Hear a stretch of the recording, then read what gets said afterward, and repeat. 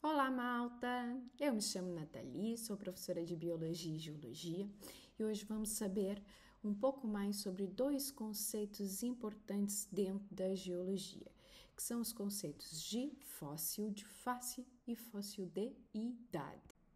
Estes dois conceitos saem muito no exame nacional, logo precisamos saber as diferenças entre eles. Começando pelo fóssil de idade. Eles pertencem a organismos, portanto, que viveram durante curtos períodos de tempo e períodos muito bem definidos. Com isso, ajudam-nos a determinar a idade relativa de uma camada geológica. Tenham atenção aqui.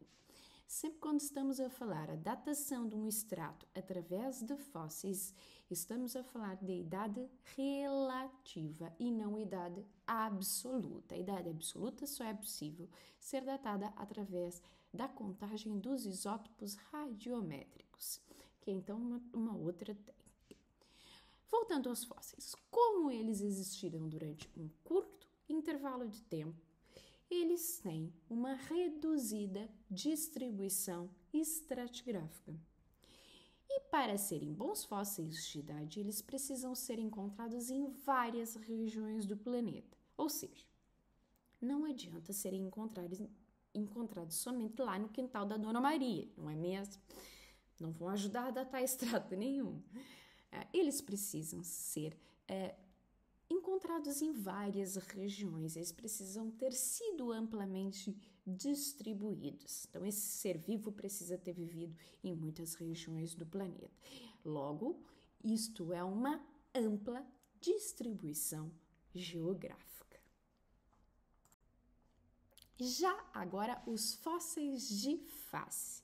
Eles são utilizados, ao contrário dos fósseis de idade, para identificar ambientes geológicos do passado. Enquanto os fósseis de idade nos ajudam a datar as camadas, os fósseis de face nos ajudam a entender em que tipo de ambiente aquela camada foi formada. Então, o que acontecia? O que se passava nesse paleoambiente, como nós chamamos, né? Esse ambiente do passado. Como exemplo da imagem, a presença de rudistas em rochas carbonatadas, isso é bastante comum aqui em Portugal, nas rochas carbonatadas portuguesas, tá? Indica o quê? Afinal, o que os rudistas lá faziam? Os rudistas eram organismos que viviam em ambientes muito específicos, e esses ambientes, portanto, são ambientes de água pouco profunda, ambientes de água quente e ambientes de água limpa, tá?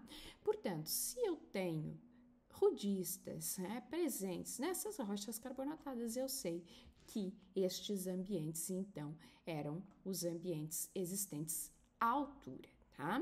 Para serem bons fósseis de face, eles precisam, então, existir no planeta por um longo intervalo de tempo em ambientes muito específicos, ou seja, com uma reduzida distribuição geográfica. Portanto, vamos ao que interessa.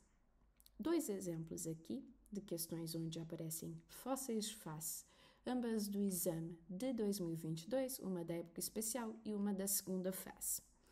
Questão 5. Os microfósseis, em particular o grupo dos palinomorfos, incluem restos microscópicos orgânicos de seres vivos aquáticos, de esporos e pólenes de plantas primitivas que foram colonizando a Terra. Esses microfósseis são muito comuns em algumas rochas da FPI, que foi algo mencionado no texto, para já não nos interessa, permitindo datações muito rigorosas. Aqui, datações muito rigorosas pode ser aqui uma maldade, mas nós sabemos que a datação por meio de fósseis sempre é uma datação relativa e nunca absoluta, não é mesmo? Uma das condições que fazem de alguns palinomorfos bons fósseis de idade é terem uma curta distribuição estratigráfica. Essa já me parece bem, mas vamos ler as próximas. Poderem ser usados na datação absoluta. Tá aqui a maldade. Olha ela ali. Não, é sempre datação relativa. Permitem a reconstituição de paleoambientes. Esses são fósseis de face, por isso que tem que saber a diferença entre os dois. E serem contemporâneos das rochas que os contêm. Isso todos os fósseis são, porque afinal não se pode formar um fóssil depois que a rocha já formou-se. Contemporâneo quer dizer que formaram-se junto. E isso não significa que ele é um bom fóssil de idade. Então, portanto, era mesmo a alternativa A, como já havíamos pensado. Questão 4. Selecione.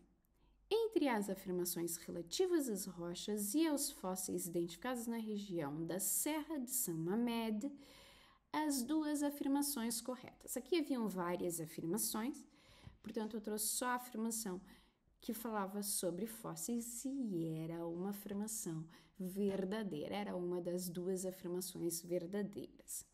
Então, vamos à afirmação. Uma determinada espécie de trilobites pode ser considerada fóssil de idade se apresentar pequena distribuição estratigráfica e ampla distribuição geográfica. Perfeito, é exatamente isso. É mesmo isso que precisa um bom fóssil de idade. Se gostaste do vídeo e quer saber mais sobre fósseis ou outros temas relacionados à biologia e geologia, portanto, podem comentar esse vídeo e dizer-me aqui, então, quais assuntos, quais temas da biologia e geologia gostariam de aprender. E não te esqueças, deixe o like e subscreva o canal. Até a próxima!